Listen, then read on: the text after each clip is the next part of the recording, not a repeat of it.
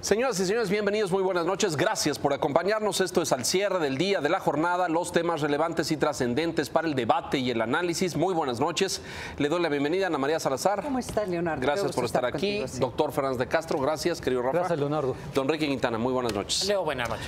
El presidente de la República, Enrique Peña Nieto, concedió una entrevista al diario El Universal que se publica el día de hoy en su versión impresa y también en su versión digital, donde pues hace una serie de señalamientos y de declaraciones en torno a varios temas. Uno, pues al candidato del PRI hacia el 2018, habla de atributos básicos y son esos: tener una clara visión del país. Y dice una trayectoria limpia, honesta, dijo el presidente Peña en esta entrevista. Habló pues de las reformas, dijo que vendrán hacia adelante cambios importantes que modificarán el rostro completo de México. Habló de corrupción, dijo que debe ser desterrada por completo por sociedad y por gobierno. Incluso dijo que la palabra debe desaparecer. Y hizo este anuncio, fíjense ustedes, al terminar el mandato, su mandato como presidente, se retirará de la vida política. Pero ahí falta una palabra muy importante que no está en eso, porque dijo: concluiré mi vida política en México. Lo declaró así, lo cual, pues, permite cierta interpretación. Habló del PRI, hizo una autocrítica del PRI y dijo que en el PRI se han cometido hierros, fallas y conductas de algunos servidores que han manchado el prestigio y la reputación del partido.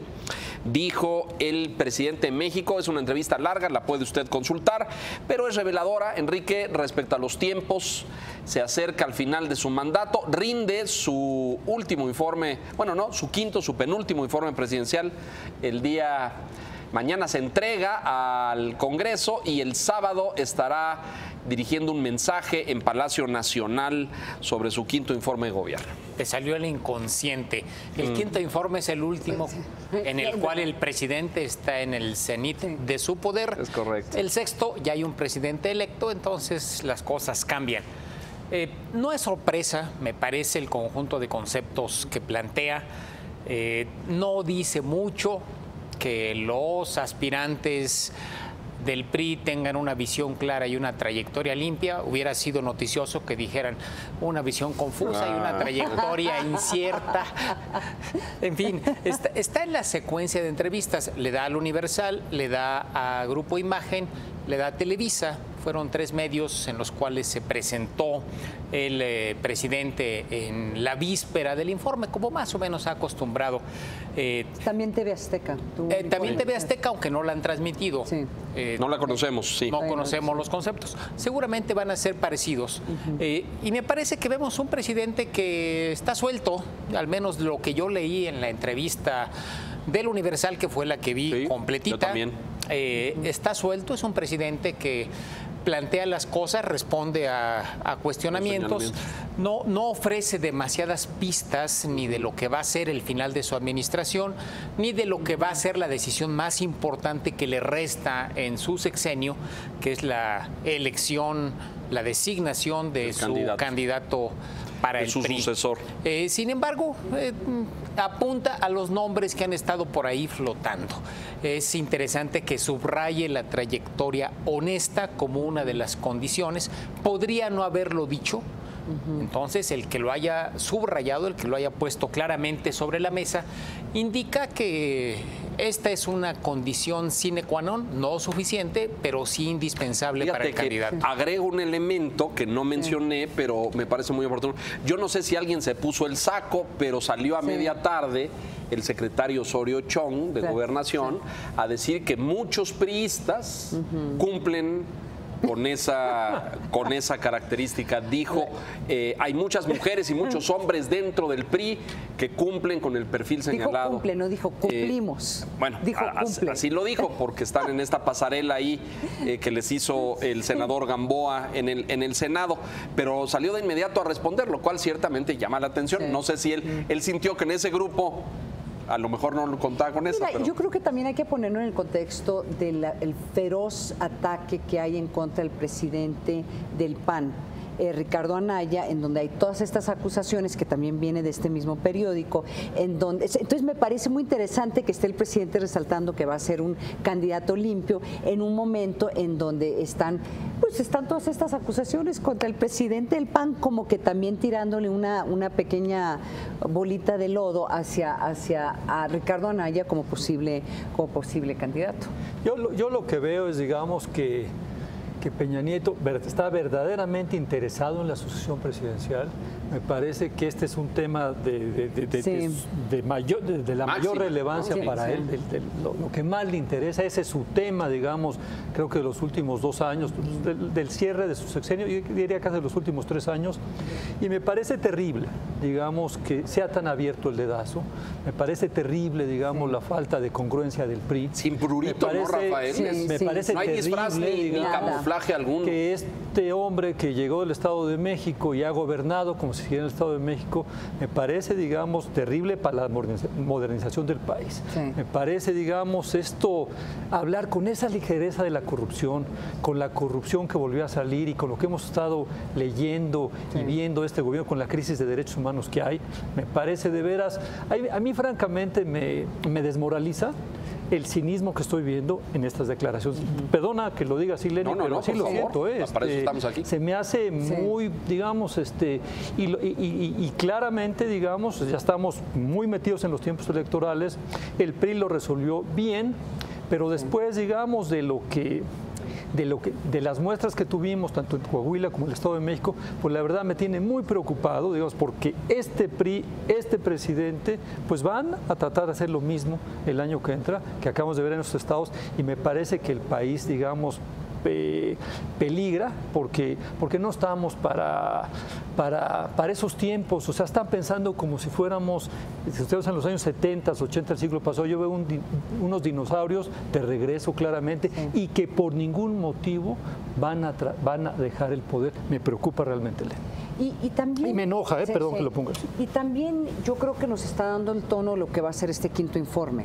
O sea, estos entrevistas lo está haciendo un poco para ir promoviendo lo que serían varios de los temas que irían en el informe. El problema es que en este quinto informe yo creo que sí hay muchas más presiones, porque entiendo tu enojo, sí hay muchas presiones de respuestas fundamentales a qué es lo que está pasando en el país, qué va a pasar con el tema de corrupción, qué va a pasar con el nuevo fiscal general de la Nación, se va a quedar Oye, en América Latina está pasando y en México no pasa nada. Bueno, yo vi el tema del muro, ahorita lo vamos a mencionar, pero dice inaceptable, no es un tema a negociar que México pague.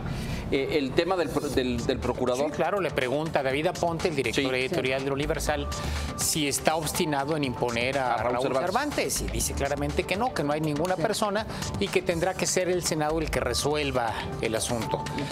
Sabemos que hay mucho más atrás, evidentemente. Yo entiendo la frustración de Rafael, pero difiero. Creo que hay una parte de la cultura priista y morenista, por lo menos, donde el gran Tlatuani sigue siendo el que define las cosas. Platicamos en esta semana a propósito de que en otros países los jefes de Estado, primeros ministros, tienen una alta influencia en la designación de los candidatos de sus partidos, pero nunca con la cultura del destape, de la sucesión, como en el caso de México. Es una cultura añeja, es una cultura que viene de los 20s y los 30s. Y en el caso de la presidencia se ha mantenido, y por eso quizás ya no sorprende a nadie. Tal vez en los tiempos de López Portillo, cuando escribió aquellos tomos en aquellos tiempos sorprendentes, Mis tiempos, como recuerda Leonardo, donde claramente él confesaba pues que él elegía a su sucesor. Ahora ya no es sucesor, ahora es candidato del PRI. Con un poquito de suerte está en la pelea. Tienes razón, Enrique, pero mira, digamos, yo admiro enormemente a Ernesto Zedillo. Me parece, digamos, que este es que yo pensaría que él había puesto, digamos, como la pauta de lo que de haber sido el PRI. Y los dos últimos presidentes de la República, digamos, ni Vicente Fox ni Felipe Calderón estuvieron en ese tema de dedazo, ni estuvieron en ese tema de mi partido se quede en el poder, acomode el lugar, por lo que tú quieras, ¿eh? Sí. Pero no lo sentía como esto que es la prioridad y lo demás no importa, porque en eso sí que ha aplicado este presidente. En el caso de Zedillo, el dedazo estuvo, pero presente. Hubo las elecciones primarias donde la Bastida derrotó a Bartlett, como 80-90-10 o 80-20. Realmente Zedillo, con todo y lo demócrata que luego demostró ser, al interior de su partido no dio ni el menor espacio. Se lo preguntaremos a la Bastida próximamente porque va a estar en la silla roja en días próximos. Pero yo estoy contigo y de hecho puse el argumento sobre la mesa hace unos días porque dije, no estaré pecando de naivo, de ingenuo, de decir, oigan, en pleno siglo XXI que un partido ostensiblemente diga, nosotros no hacemos ni consejos, ni asambleas, ni encuestas, ni nada. Aquí decide uno y es este señor que es el que manda. Y todo el mundo se cuadra y a nadie le sorprende. Al contrario, como dice Enrique, se sienten muy felices. Sí, no, pero sí es peligroso. Y lo que debería estar viendo el presidente, observando el presidente, es que lo que le pasó a Andrés Manuel. Si no se crean consensos alrededor del candidato, sí va a haber una división interna muy importante dentro. ¿Tú prevés eso? ¿Sí? ¿Crees que haya? Sí.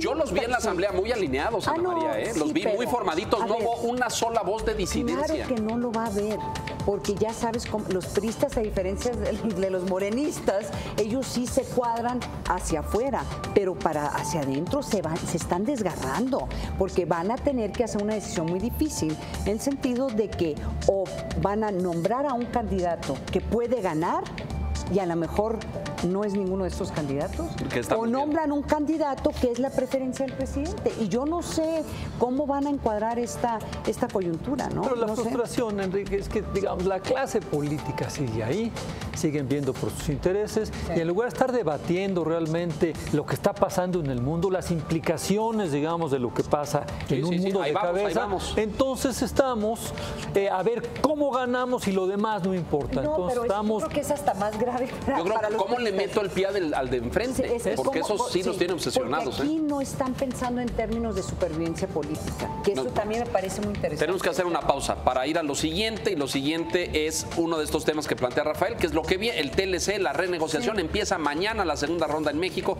Volvemos.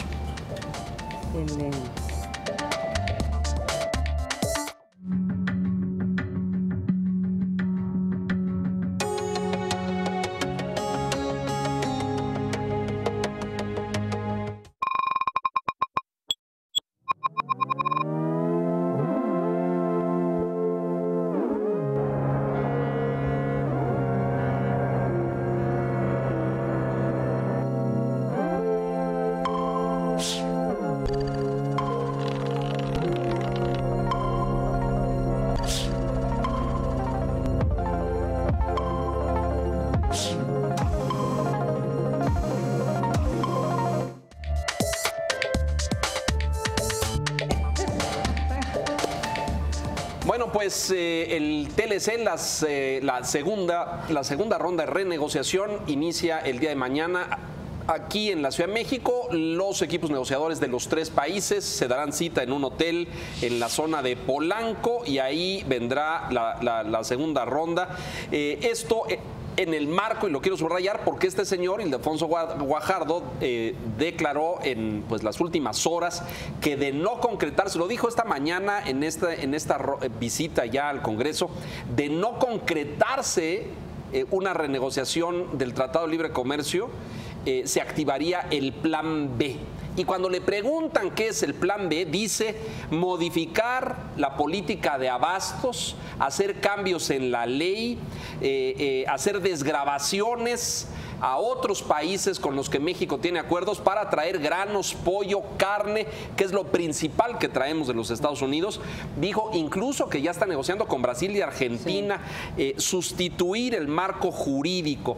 Y esto sucede, ahorita lo dejo así, pero si quieren lo abordamos después, en el marco de una llamada telefónica de Donald Trump con Justin Trudeau el día de hoy, donde dice que tiene mucha esperanza de que se renegocie el tratado. Es decir, nuevamente don Donald, pues el pasito tuntún, ¿no? Uno para adelante y dos para atrás, un día pega, otro día papache, etcétera. Pero bueno, el plan B del TLC es viable, lo ven, existen escenarios para que Donald Trump echara para abajo el tratado, Rafa. Mira, yo estoy convencido que sí. Digamos, una cosa es la negociación técnica, la negociación racional, hay otra cosa, digamos, son los tweets del señor Trump y el humor del señor Trump. Y además también lo que él percibe que quiere su base política y digamos, yo veo realmente muy complicado que esto pueda llegar a un escenario realmente de ruptura. Catastrófico. No, al contrario, veo que pueda llegar a un escenario realmente de que se dé la negociación exitoso. Me parece, digamos, que Canadá, o sea, hay muchas más posibilidades de no lograrlo que de lograrlo. Los negociadores están comentando que Canadá, digamos, está realmente muy decepcionado, que Canadá ya ha pensado seriamente salir de la mesa de negociación. Me parece que las negociaciones, que las declaraciones que ha habido, tanto de Videgaray como del secretario de Economía, en el sentido de que sí, renegociación de Telecan, pero no a todo costo, no a cualquier costo. Ya quiere decir, digamos, que están escuchando a los canadienses, porque la verdad de las cosas es que, digamos, los ataques de Trump, la incertidumbre que hay en el ambiente político en Washington y en Ottawa, sobre todo. No sé si la llamada de hoy fue para hablar de estas cosas. Aminorar, pero claramente, digamos, el rumor allá dentro del cuarto de negociación era que los canadienses estaban de veras ya seriamente molestos, porque evidentemente distrae, porque evidentemente... Sus declaraciones y todo esto. Pues el canciller mexicano tiene que salir a decir, bueno, son las tácticas de negociación de Trump, pero claramente Trump ha sido muy consistente en su nacionalismo, y parte de su nacionalismo es esto: México está exportando demasiado a Estados Unidos y todos sabemos que no se va a resolver por la vía de la negociación el déficit comercial de Estados Unidos con México. Ana María. Y además Donald Trump tiene una situación en donde necesita tener éxito en algo, o sea, tiene que demostrar ahorita vamos a política interna. Vamos, pero la intuición de Donald Trump es, si él pudiera declarar nos salimos del NAFTA, eso se percibiría para su base como un éxito o parte de las promesas que hizo. Ahora, con un gran costo a la economía estadounidense, yo pienso que sí. Con un gran costo, con un costo para la economía mexicana a corto plazo, sí, porque ese es el problema fundamental. A mediano a largo plazo, yo creo que México sí puede implementar el plan B, pero la neta del planeta, ¿quién va a comprar los productos mexicanos a corto plazo si uno le adiciona la instabilidad que se empieza a crear ante el proceso electoral en el 2018? O sea, esta preocupación de la clase empresarial, para bien o para mal, o sea, te digo, eso ya será el debate de otro momento, cuáles son las posiciones de un presidente como Andrés Manuel López Obrador, si son favorables al comercio o no. Obviamente, si llegamos a enero y no hay un acuerdo, y si le adicionas que Andrés Manuel va muy bien en las encuestas y que los candidatos de los otros partidos están bastante malitos o están teniendo problemas los partidos de crear consensos internos, pues ese nerviosismo se va todo el año, ¿sí? Especialmente si no hay un acuerdo con Estados Unidos y Canadá. Si por Trump fuera el 20 de enero hubiera mandado la notificación de que Estados Unidos se va del tratado. No lo hizo el 26 de abril, aquel miércoles negro que le califican ahora así. Inolvidable, sí. Y no lo hizo porque lo detuvieron. ¿Y quién lo detuvo? Las bases de respaldo que el propio Trump tiene. Yo difiero de Ana María. Para su electorado, salir del tratado es un desastre, porque una parte central de su electorado está en el medio oeste. Claro. Está en los estados productores de granos, que tienen a México y a Canadá como sus principales mercados. Las exportaciones de granos a México y a Canadá son más del 50% de la producción de esa zona de Estados Unidos. Se cuenta que aquel 26 de abril, quien detuvo a Donald Trump fue el secretario de Agricultura, que lo llevó y le dijo, mira, aquí y aquí y aquí, la gente va a estar alarmada y se va a ir contra el gobierno. ¿En dónde? Donde la ventaja de Trump en las elecciones de noviembre fue mayor. Entonces, esto es lo que lo ha detenido. Es lo único que ha impedido que el señor Trump diga, se acabó y si quiere negociamos, pero ya con una notificación de terminación del tratado. Va a seguir amagando con eso en algún momento hay el riesgo de que en efecto la amenaza se convierta en realidad. Pero por lo pronto se ha logrado detener esa decisión en Estados Unidos. Está estirando la cuerda y se puede romper. Por ahí hay una cosa más. Tú hablabas del plan B. Digamos, evidentemente tiene que haber un plan B, pero la verdad de las cosas es que el plan B está mucho menos desarrollado que el plan A. Sí, claro. Es decir, ahí sí me parece, si tú te pones a comparar, por ejemplo, en otro sentido, ¿cuáles han sido las respuestas de los aliados de Estados Unidos a la amenaza Trump? Yo diría, los alemanes, los japoneses, los propios canadienses, los franceses, desde luego, ya están en el tema, ya sabemos que Trump va a ser algo bastante permanente en el sentido, porque ya no ven ellos a un Estados Unidos dispuesto a seguir siendo el líder y el promotor del orden o del régimen económico liberal de la posguerra. Entonces ellos ya están en esto, ya hicieron el debate, ya saben los alemanes, los japoneses que tienen que gastar más en armamento, ese tipo de cosas.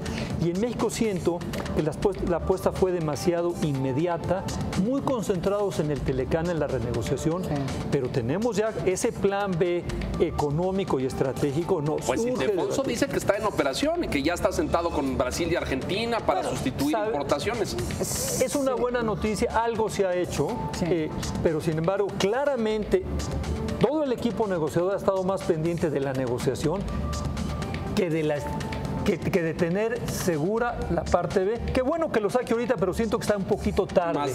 Vamos a mensajes y continuamos con esto de inmediato. Volvemos.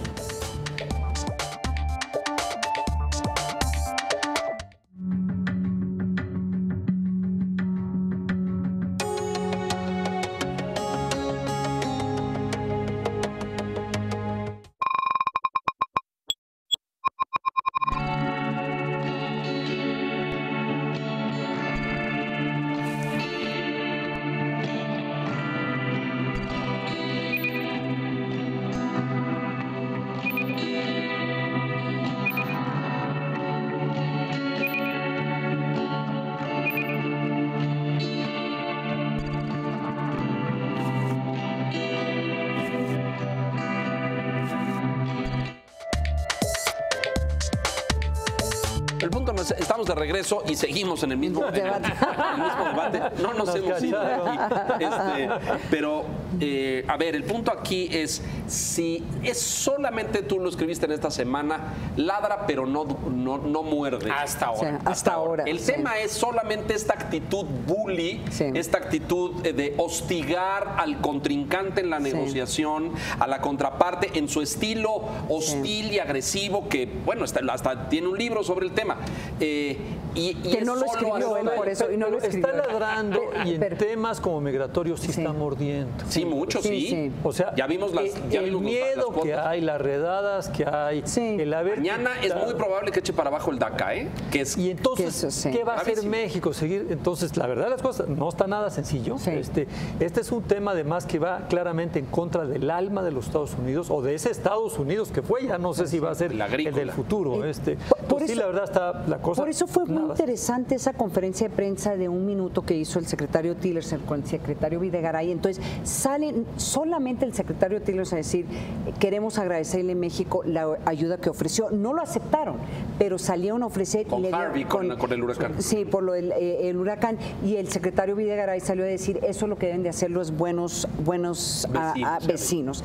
Yo no sé si interpretar ese minuto como una antesala de que están tratando de ablandar, porque se vienen golpes muy duros este fin de semana en la negociación. Están esperando que Donald Trump va a hacer más anuncios muy fuertes en contra de México. El DACA de mañana me parece como un calambre a los negociadores. Sí, es que ese propósito nada más hay que decirle rápido a la audiencia, porque nosotros hablamos de estas cosas y el DACA es el Dream Act o una pieza legislativa aprobada en la administración de Obama para apoyar a los estudiantes de un origen hispano, latino. Son a los que llegaron a Estados Unidos como niños, de otras nacionalidades. Como niños, sí. Pero básicamente el 80% son hispanos. Sí. Exactamente. Mexicanos, para ser más específicos. A los dreamers, creo que la gente está los conoce como dreamers. El Congreso mexicano ya pasó una legislación para brindarles apoyo acá. El problema es, y tú lo sabes perfectamente en tu vida académica, Rafa, es que esos mañana les cancelan el DACA, les cancelan el apoyo, la ayuda, los corren, los van a empezar a echar, se van a tener que esconder para que no los detecten, y una vez cuando lleguen aquí son americanos. Sí, son es decir, americanos. es un joven de 18, 20 años que lleva en Estados Unidos 17. ¿Qué demonios lo metes a estudiar? El problema es que no se quieren venir. No, claro, que no se quieren venir, por supuesto. Además, están aterrados. Y lo malo es que el haberlos sacado de las sombras los hizo florecer y ahorita volverlos a meter es una y además cosa están muy terrible. documentados. Están registrados, están sus nombres, sus apellidos. De todas las decisiones que va a hacer Donald Trump, esta podría ser una donde lo van a atacar. De la más dañina. Sí hay organizaciones enteras, hay una sensación en la sociedad estadounidense que a estos individuos sí hay que protegerlos. A ver, va a ser como la prohibición de los 6 países de mayoría musulmana. Exactamente. Sí, también. También. Recordemos eso, cómo se detuvo en el Congreso y luego avanzó. Mañana cancela el DACA. ¿Cómo le afecta a la mesa de negociación del TLC? Genera un mal ambiente, definitivamente. Pero la vez pasada también fue algo parecido, previo. Con los tuitas. Sí, con los tweets.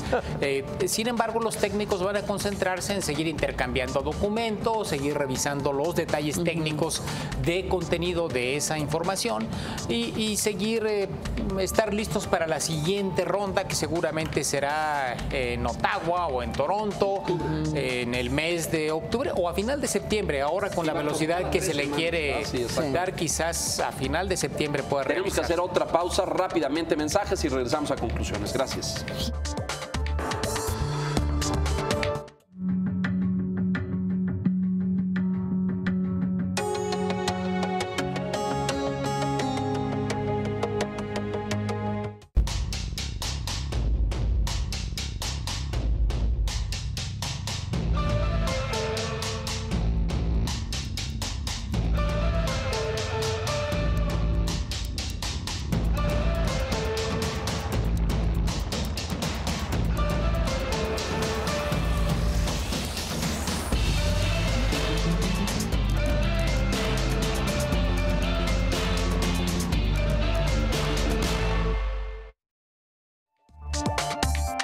Recta final, conclusiones, el clima y el tono. Hay un tema que quería agregar ahí y era, hoy veo a un Trump un poco acorralado, con la popularidad a la baja. Le otorgó el indulto al sheriff Arpaio, que es verdaderamente un insulto. Hay un artículo del New York Times donde dice que... Es un insulto a la Procuración de Justicia, para todos. Sí, en todos. Cuando este juez no acata la ley, este alguacil no acata la ley, lo perdona de no acatar la ley. Es terrible, digamos. Está en su poder. Ahora, está en su facultad, claro. Diría, es que es cuando Donald Trump es más peligroso. El tigre está herido y entonces está acorralado. Siempre sale a atacar. Vamos a ver qué ataque nos tiene. Y siguiendo esta línea de análisis, no nos debe sorprender que se va a levantar en la noche, va a sacar un tuit, nos salimos del NAFTA. Y podría suceder este mismo fin de semana, así de acorralado está, porque necesita poder demostrar éxito ante algo. Y no lo va lo logra. No lo va a lograr. Sí. Me parece muy importante. No nos pongas nervioso. Quiero dormir tranquilo esta noche. El tema de la ruptura del espíritu de la ley me parece muy importante. Terrible. Y creo que es algo que lo va a estar presente mucho más tiempo, porque esto está sentando el precedente de que si encuentran culpable a Kushner de haberse reunido con el ruso o pues los va a perdonar a todos. Sí. El gran punto es, ¿se puede perdonar a sí mismo, Rafael, constitucionalmente? Él lo ha preguntado varias veces. Sí. Claro, desde luego ha traído a buenos constitucionalistas. Él piensa que sí, y de hecho ya lo ha anunciado que él podría hacerlo. El problema no es eso, que él se puede pero perdonar. Lenny, ya lo sabemos, no quiere ataduras. Cálmense. Quiere ser un dictador. Cualquier delito penal. Eso no significa que no puede haber un juicio político y lo echen. Bueno, esa es la gran diferencia. O no puede perdonarse obstrucción de la justicia, por ejemplo. Sí se puede perdonar. Se puede perdonar todo si es que es una investigación penal. Pero eso es diferente a que haya un juicio político y lo echen. Tendrían una crisis constitucional. Ya la hay. Vamos. Gracias. Gracias. Rafael, buenas noches. Oye, los espero a las 10 de la noche en El Mundo Según Trump, así que no se vayan. No se vayan, aquí los espero. Rafa, te esperamos muy pronto, regreso por acá. Gracias. Mucho éxito, muchas gracias. Gracias a usted por la gentileza de su atención. No se despegue, el financiero Bloomberg. Buenas noches.